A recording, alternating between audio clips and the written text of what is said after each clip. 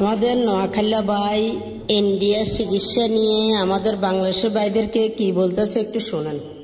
যদি লজ্জা শরম যদি না থাকে তাহলে আমরা এই কাজ করতাম না। কোন না কি কাজ ইন্ডিয়ালারা কিছে হাতারা অঙ্কার নতুন করে মেডিকেল ভিসা চালু করে দিয়েছে, রোববারে তো নামে চালু হয়ে যাবো। কি কইছে কথা বুঝছেন?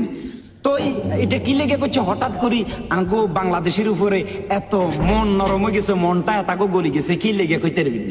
আমেরিকায় যখন 50% শুল্ক আরোপ করে দিছে ইন্ডিয়ার উপরে, তো হাতারা দেয় না হারি কিরবো। কারণ বাংলাদেশে পর্যাপ্ত পরিমাণে একটা অর্থ মেডিকেল হিসেবে ব্যবহার হইতেছে কোন ব্যয় হইতেছে কোন জায়গায়? ইন্ডিয়ান। বাংলাদেশের টেয়া বেগুন চল্লিশার কোন মেডিকেলে? ইন্ডিয়ান। তো এই টেয়া দিয়ে তার মোটামুটি কিছুটা কাভার করে আসবো। কি কিছু কথা বুঝছেননি?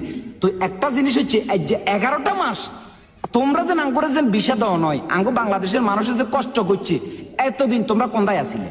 এতদিন কি লেগে চালু করলো না? আঙ্গ যদি লজ্জা শরম যদি থাকে তাহলে আমরা ইন্ডিয়া যাবো ট্রিটমেন্ট করাইবার লাগে। এতদিন যে আল্লাহ পাক রব্বুল আলামিনের যদি আঙ্গ যদি মৃত্যু যদি এভাবে লেখা থাকে, এভাবে ওই যাব বাংলাদেশের ট্রিটমেন্ট আছে। বাংলাদেশের আরো আমি মনে করি বাংলাদেশ সরকার আঙ্গ আরো মেডিকেল এবং কি আমরা ডাক্তার ভালো ভালো মানের ডাক্তাররে প্রশিক্ষণ দিয়ে আমাদের বাংলাদেশের ট্রিটমেন্টটা চালু করা হোক। আর এইটার জন্য বলতেছি হের হচ্ছে স্বার্থবাজ। এরা দেখবেন যদি এদের স্বার্থের জন্য কি করবো জানেন? আপনার ওই আঙ্গ গ্রাম্য ভাষা কয় বুঝছেন, গুয়ের ভিতরে টেয়া হয়ে যাইলে তারা ইয়ে টান দি বা মুদিলে লইয়া লেগে। কি কইছে কথা বুঝছেন? হেতা কইছে স্বভাব হইছে এইটা।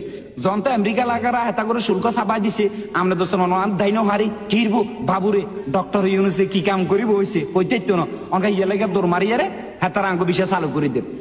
এত ফিতি করবার দরকার নাই।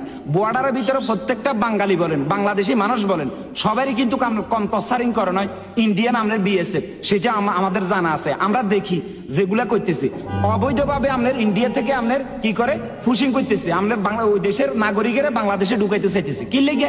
একটা অরাজকতা সৃষ্টি করবার লাগে। এইটা একটা তাদের একটা নতুন পন্থা। কথা কি কইছি কথা বুঝছেননি?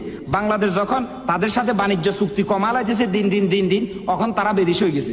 আপনারা কলকাতার খবরগুলো শুনেন কিনা আমি জানি না, কলকাতার ভিতরে বিশ্বাস করবেন কিনা জানি না, প্রত্যেকটা দোকানদার প্রত্যেকটা ব্যবসায়ী সবাই তার সরকারের বিরোধিতা করতেছে। কারণ কিসের জন্য?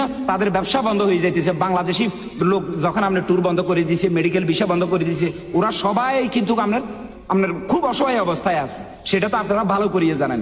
এই জন্য বলতেছি আঙ্গ যদি লজ্জা শরম থাকে তাহলে আমরা জীবনও কোনোদিন আমরা ইন্ডিয়া যাইতে আমরা ট্রিটমেন্ট করাইবার লাগে।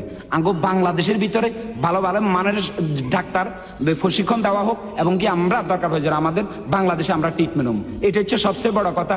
আমাদের দেশের অর্থ দেশে থাকবো, অন্য রাষ্ট্রে যেন না নিয়ে যেতে পারে। আমাদের বাংলাদেশের ভিতরে অনেক ট্যালেন্টেড আলা স্টুডেন্ট আছে, অনেক বড় বড় ডাক্তার আছে, কিন্তু তাদেরকে ভালোভাবে প্রশিক্ষণ দেওয়া হইতেছে না। এই জন্য আজকে আমাদের এই দুর্দশা। তো এগুলা দিয়ে একটু নজর দিন, নজর দিলে মনে হয় যেন ভালো হবে। আর আমাদের সব বাংলাদেশি মানুষ অবশেষে আমরা সবাই বাংলাদেশি, আমরা সবাই একতা থাকতে হইব। আমাদের দেশে আমরা আগাই নিতে হইব। অন্য দেশে আমাদেরকে যতই আমরা সাপোর্ট করে আমরা আগাইতে পারতাম না, তারপরেও আমরা সবাই মিলি এই সোনার বাংলাদেশ, সোনার বাংলাদেশ হিসেবে আমরা গড়ে তুলতাম চাই। তো সবাই আমার সাথে একমত যদি হন এই ভিডিওটা লাইক কমেন্ট শেয়ার করে পাশে দেখবেন। এই ভাইয়ের কথাগুলা যাদের ভালো লাগছে অবশ্য কমেন্টে দেখতে চাই। আমরা বাংলাদেশ থেকে ইন্ডিয়া চিকিৎসালয় যাব না। কোনো একদিন আমরা একটা সংবাদে দেখলাম আমাদের বাঙালি ভাই ইন্ডিয়া তার বাপের চিকিৎসা করার জন্য গেছে। এইখানে ইন্ডিয়ার কিছু পোলাপান আমাদের বাংলাদেশের ছেলেদের চিকিৎসা করতে দেয়নি, এরকম কিছু মনে